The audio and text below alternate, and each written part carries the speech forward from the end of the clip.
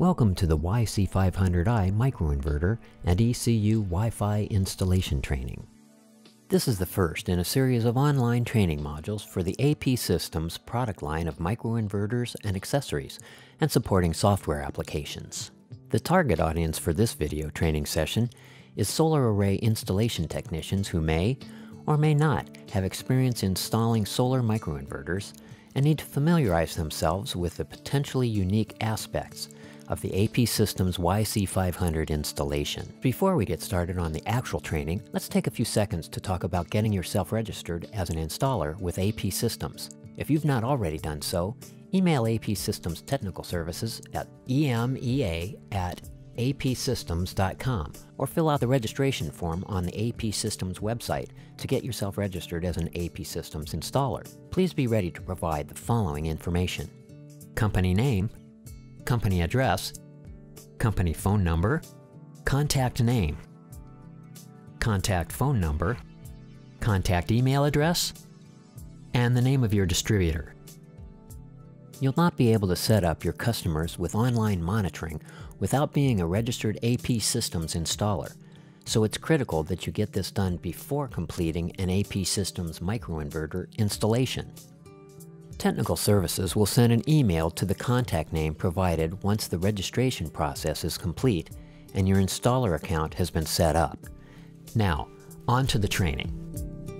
There are three basic components that make up the APsystems microinverter system: the inverter, in this case the YC500, the Energy Communication Unit, or ECU, and the Energy Monitoring and Analysis Website, or EMA. The inverter's role in the array is to convert the DC power that is generated by the solar panel into AC power, which can be utilized by the power grid. The YC500 is a grid-tied microinverter. The YC500i also features integrated VDE certified relays, meeting safety requirements for countries around the world. The APsystems YC500 functions as two inverters, built into a single case, and has the following characteristics. It's a single-phase inverter, but given its architectural flexibility, it can also be used in both single-phase and three-phase applications. The YC500i operates at 50 Hz, 230 volts, has an IP67 enclosure, and operates with two independent MPPTs and integrates VDE relays. The maximum number of units per 110, 230 volt, 20 amp on a circuit is 7, or a total of 14 PV modules. The YC500 uses the Power Line Communication, or PLC protocol, to communicate with the Energy Communication Unit, the ECU, and while the warranty varies depending on pricing, it has been engineered for a design life of 25 years. The ECU collects and stores the performance data from each of the microinverters and sends it to the APsystems database so that the array can be monitored via the internet. The ECU, while optional, is an essential component of the remote monitoring system that should be thought of as the gateway to the performance information that can be retrieved from each inverter and its assigned PV modules. The Energy Monitoring and Analysis, or EMA website, allows for 24/7 management and monitoring of the solar array via any web-enabled device, such as an internet-connected computer, tablet, or smartphone. While the EMA functionality is covered in depth in another training session, a few basics are in order so that you have a better understanding of how the entire system is designed. First and foremost, as we've already stated, and you'll hear as a recurring theme throughout all of our training, the EMA is accessible to you and your customers only after you've registered and have an APsystems EMA installer account. Next, it should be noted that you and your customers have different levels of visibility into the system's data and management functionality. While your customers can view overall system performance, you'll have the ability to query their systems at a much deeper level. Here's a picture of the YC500i and its associated cabling. It's important to note that the YC500i employs a trunk cable for AC distribution. The top cable in the photo is the AC cable, and the bottom four, two on each side of the inverter, are the DC input cables. This is a simplified, typical residential single-phase system diagram for the YC500i microinverter. As described previously, the YC500 is assigned to two PV modules, typically described as Side A and Side B. When hooking up the AC cabling, there are three conductors: brown, L1, green and yellow, ground, and then blue, neutral, which is used for the PLC communication with the ECU. A quick word on ECU placement. The ECU is plugged into a standard outlet, and you want to get it installed as close electrically as possible to the array to eliminate as many communication problems as possible. Again, as review, the maximum number of units per 230 volt, 20 amp on a circuit is 7, or a total of 14 PV modules. There are a few components needed for a successful YC500i installation, including an AC bus or trunk cable, cable end caps to seal off an open end of the trunk cable, terminal caps used to seal off an unused drop on a branch, a removal tool to remove the terminal sealing cap, and MC4 caps like those used on the YC500A for unused DC cables on the microinverter. The YC500i is compatible with both 60 and 72 cell PV modules, with a voltage range of 16 volts to a maximum of 55 volts continuous. It requires 22 volts to energize. Anything below that voltage level on the input side of things, and the inverter will not power up. Okay, with all the background information out of the way, it's time to start walking through the actual installation procedures. First step. With the racking system installed, lay out and mark on the racking where the YC500s are going to be installed, keeping in mind where the PV module junction boxes are going to be located and avoiding any other possible obstructions. Then go back and install the inverters using your marking as a guide.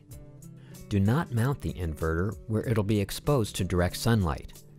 Under the PV panels is preferred, where the panels are providing shade for the inverters. While the YC500 is designed to tolerate extreme heating conditions, we've found that operating in direct sunlight will quickly push those limits. Just as a note, as a safety measure and out of self-preservation, the YC500 will shut itself down when it reaches the upper limit of its operating temperature range. And it is extremely important to allow at least 2 centimeters from all surfaces of the inverter. This spacing is important for cooling airflow to reach all surfaces of the inverter. The next step is making sure that the inverters are properly grounded throughout the system. A note about grounding. The YC500i has a ground wire integrated into the cable. However, code may require an external ground. Depending on your jurisdiction, and it's always best to check with your local inspector to get their ruling on the subject, you can either use a grounding washer when attaching the inverter to the rail of a well-grounded racking system, or you can use the grounding lug on the YC500i to string code-approved wire to an appropriate system grounding location. The next step involves installing the AC branch circuit junction box in a suitable location, as close to the end of a branch of modules as possible. Make sure to wire the conductors. L1 is brown, ground or protective earth is green and yellow, and neutral is blue. With the inverters mounted on the racking system, the grounding all sorted out, and junction boxes installed in the appropriate locations, it's time to connect the microinverters together on the AC side. For the YC500i, plug the AC female connector from the microinverter into the male connector on the trunk cable. When doing so, remember the branch inverter limits. The maximum number of units per 230 volt, 20 amp on a circuit is 7, or a total of 14 PV modules. Also, a word of caution when making these connections. Do not string the AC cabling so tight that it is placing a stress on the connection points. Place the PV modules on the racking system Connect the DC leads from each of the PV panels to the microinverters, making sure that the connectors are securely snapped into place. The LED on the microinverter will flash green 3 times when DC power is first applied, indicating a successful connection. This startup indication only happens when the DC power is applied to the first side of the connected inverter. Check the DC connectors if you don't see the green startup LED flash.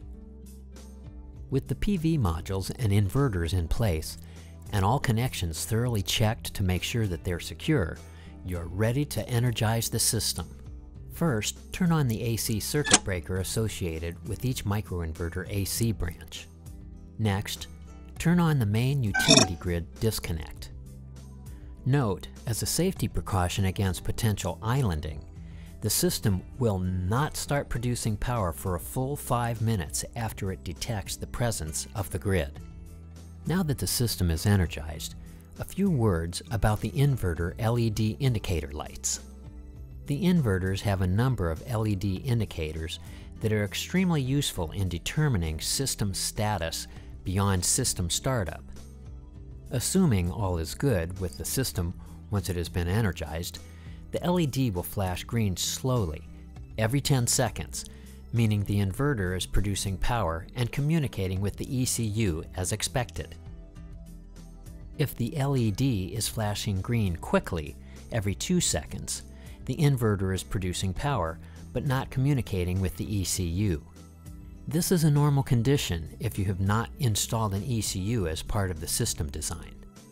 If, on the other hand, the ECU is part of the system design, and the inverter's LED is flashing green every 2 seconds, then you'll need to check the power line communication, PLC path, from the inverter to the ECU, as well as verify that the inverter UIDs have been correctly entered into the ECU. A flashing red LED is an indication that the inverter is not producing power. Check the DC and AC leads to be sure they are securely connected. A solid red LED indicates the inverter has detected a ground fault. For the most part, replacing the microinverters is as simple as reversing the installation process for removal and replicating it for reinstallation, with a few extra steps added to the procedure for your safety. You'll want to remove the inverter using the following steps. Step 1. De-energize the AC branch circuit by turning off the branch circuit breaker. Disconnect the AC connectors to the adjacent inverters. Next, disconnect the DC connectors from the PV modules associated with the inverter. And finally, physically remove the inverter from the rack. Follow the installation procedures we've gone over earlier in this presentation to install the replacement inverter, making sure to change the inverter UIDs in the ECU and EMA to reflect the changes you've made. A few quick words about installing the ECU before finishing this training module. As mentioned earlier, the ECU collects and stores the performance data from each of the microinverters using the power line communication, or PLC protocol, and sends it to the APsystems database via an internet connection so that the array can be monitored online. The ECU, while optional, is an essential component of the remote monitoring system that should be thought of as the gateway to the performance information that can be retrieved from each inverter and its assigned PV modules. Before jumping into the actual installation of the ECU, it's important to understand that the ECUs must be programmed with the inverter UIDs, and this can be done before, during, or after the installation. Failing to perform this part of the overall installation process will result in the ECU not being able to recognize the system's inverters. To save installation time and money, consider configuring the ECU before you head to the job site. The ECU can be easily pre-configured and registered in advance, ensuring simple plug and power operation on site as the customer's system is energized. We'll cover detailed ECU programming instructions, including this time-saving pre-configuration and registration process, in another training module that is focused entirely on the ECU setup and functionality. This concludes the YC500 microinverter and ECU installation training. Should you have any questions, please feel free to contact APsystems Technical Services at emea@apsystems.com. The next video in the APsystems Technical Training Series focuses on ECU programming and functionality. But before you leave, if you've not already done so, email APsystems Technical Services at emea@apsystems.com or fill out the registration form on the APsystems website to get yourself registered as an APsystems installer. Be ready to provide the following information. Thank you for your interest in APsystems microinverters and for viewing this training video.